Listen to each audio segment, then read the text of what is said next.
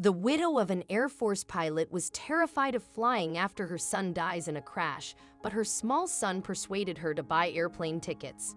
Before we continue, please take some time to subscribe to Dailydose, like and share this video with your friends. It might brighten their day and inspire them to do good. Also keep watching because an important lesson awaits at the end of the video. Is courage not ever being afraid? Or is it doing what you have to do even when you are afraid? Angelina DuPont didn't know. What she did know was that ever since her husband David died, she was afraid all the time. She was afraid to leave the house and let their 2-year-old son out of sight. She was afraid to catch a bus or cross the street. But most of all, she was afraid of flying, because that was how David had died. But even though Angel, as her husband had called her, was afraid of everything, her son Danny was a brave little fellow, a natural adventurer like his daddy. At first, Angel made sure Danny didn't do anything she considered dangerous. She even hated it when he ran because he could fall and hurt himself. But then he went to school and became a daredevil. Hardly a week went by that Angel didn't have to take Danny to the ER for a sprained ankle, a bump in the head, or a couple of stitches. "But what were you doing?" asked Angel, exasperated, and the doctor stitched her son's forehead. "I was trying to fly," Danny explained in his most reasonable voice. "I made these wings." Danny dreamed of flying, just like his father. David had joined the Air Force and had become one of their best pilots, but when he was testing a new plane, something had gone wrong. Her beautiful husband had fallen from the sky in flames, and she wouldn't allow her son to suffer the same fate. Angel hid away every single photo that showed David in uniform or with a plane. She even hid his medals. But Danny wouldn't forget. His father had been a pilot, and that was what he wanted to be too. Maybe he felt that flying would bring him closer to the man he idolized but could hardly remember. For Angel, airplanes had taken her husband away, and she didn't want to lose her son too. When Danny turned 13, he asked his mother to take him to Florida. "You promised me when I was 5 you'd take me to Orlando," he reminded her. "Oh," Angel said. "Yes, I remember. But come on, Mom," Danny said.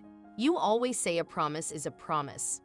"Oh, all right," Angel said reluctantly. "I'll book our bus tickets." "Plane tickets," Danny said firmly. "It's a 2-day bus trip from Denver to Orlando, Mom. We take a plane." Angel refused. She cried and ranted and protested, but Danny wouldn't budge. "I want to fly," he said. "I've been saving up my money, and if you don't go with me, I'll go alone." Angel yielded. If Danny was going to fly, she was going with him. If he died, she'd die too. On that fateful day, Angel boarded the plane trembling and clinging to her son's arm. Danny took the window seat and buckled in, while Angel sat with her eyes closed, praying. As the plane started taxiing down the runway, Danny shivered with excitement. "We're on our way, Mom," he cried. The plane started rising and Danny whooped with excitement. "We have a takeoff." One of the flight attendants came past and smiled. "Is it your first time on an airplane?" she asked. "Yes," Danny said, "but my dad was an Air Force test pilot. He was a hero." Angel just sat very, very still as cold sweat gathered on her forehead. "Danny," she whispered as the plane banked.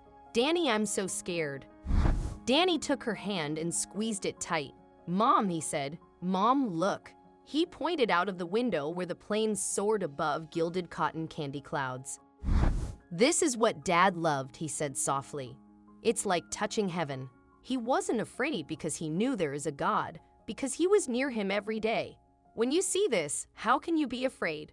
Tears were running down Angel's face as she gazed at the endless blue of the sky, the clouds below, and the toy world unspooling beneath them. "This is what he saw," she said. "Yes, Danny. Yes, you are right," and he loved it.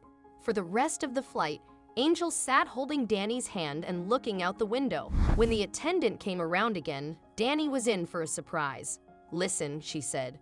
"I told the pilot that your dad was in the Air Force and he looked up your name on the manifesto. Was your dad Captain David DuPont?"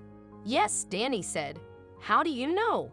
"The captain served with your dad," the attendant explained, "and he'd love you and your mom to come to the cockpit."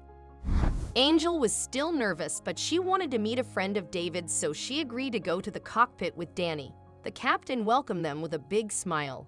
"Danny," he said, "Your dad was the best pilot I ever saw and the bravest." "Yes, sir," Danny said, "and I want to be just like him. I want to fly." The captain was delighted, and he promised Danny that when they returned to Denver, he'd contact him and take him flying. He even gave him flying lessons, and when the time came, he helped Danny become a pilot. When they were back in their seats, Angel looked out of the window again. "I think I understand now," she whispered, "and I think your daddy would be so happy to know you'd be soaring in the sky."